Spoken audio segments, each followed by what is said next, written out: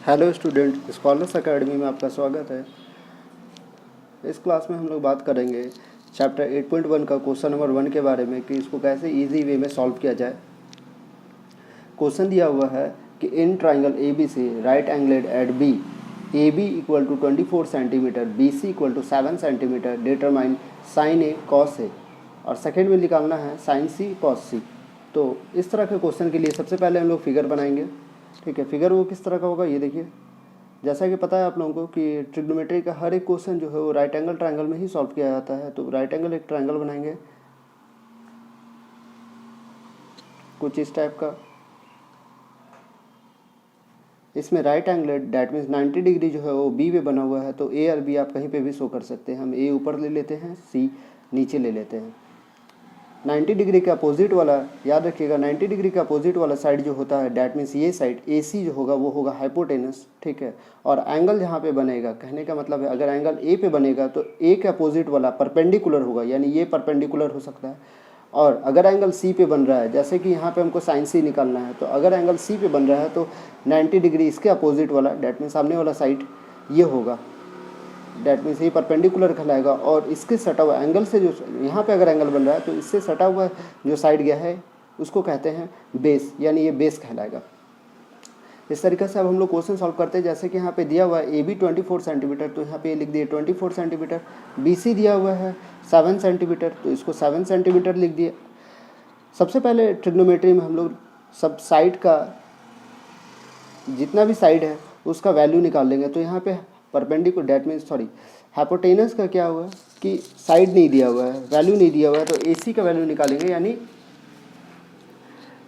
A c square equal to लिख सकते हैं a b square plus b c square.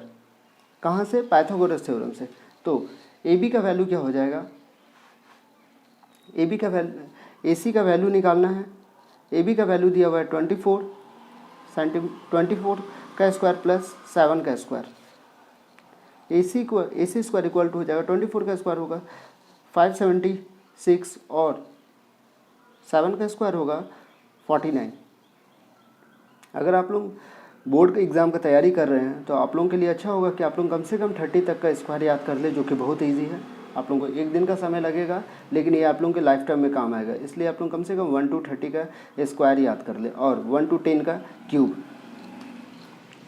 आगे देखिए, ए सी स्क्वायर इक्वल टू यहाँ पे लिखेंगे, ये दोनों को ऐड कर देंगे तो 625। अब हम लोग को 625 ये सेंटीमीटर स्क्वायर में होगा। 625 ए सी स्क्वायर का वैल्यू नहीं निकाल के ए सी का वैल्यू निकालना है, तो स्क्वायर जब इधर से हटता है तो इधर रूट लगता है। Root under 625 centimetre square. 625 किसका रूट है? तो वो है 25 सेंटीमीटर का। That means a c equal to निकल गया मेरा 25 सेंटीमीटर। अब हमको जो दिया हुआ है उसका वैल्यू निकालते जाएंगे। जैसे फर्स्ट नंबर में हमको दिया हुआ है साइन ए। साइन ए से क्या समझते हैं? साइन ए का मतलब है कि एंगल जो है वो ए पे बन रहा है। हम अभी बताएं कि एंगल अगर ए पे बन रहा है तो उसके अपोजिट साइड डैट मीन्स ये बी सी ये परपेंडिकुलर हो जाएगा। और साइन ए का ट्रिग्नोमेट्री रेशियो जो होता है वो होता है पी बाई एच। ठीक है, तो इसमें पी क्या है मेरा? पी हो गया मेरा बी सी, और एच हमेशा सेम रहेगा, याद रखिएगा एच हमेशा ए सी ही रहेगा। तो यहाँ पे ये क्या हो गया? ए सी। तो बी सी इक्वल टू क्या हो जाएगा तुम्हारा 7 और ए सी का वैल्यू हो गया 25, यानी आंसर हो गया 7/25। सेकेंड नंबर इसी तरह बनेगा, यानी कॉस ए इक्वल टू क्या होता है? B by h. तो बी का वैल्यू क्या है? बी ए, यानी एंगल कहाँ पे बन रहा है? ए पे। तो हम अभी बताएं एंगल के सटा हुआ जो साइड जाता है उसी को बेस कहते हैं। डैट मीन्स ये साइड जो होगा वो बेस कहलाएगा। ठीक है, तो बेस यहाँ पे हो गया मेरा ए बी, और हाइपोटेनस तो हमेशा सेम रहेगा डैट मीन्स ए सी।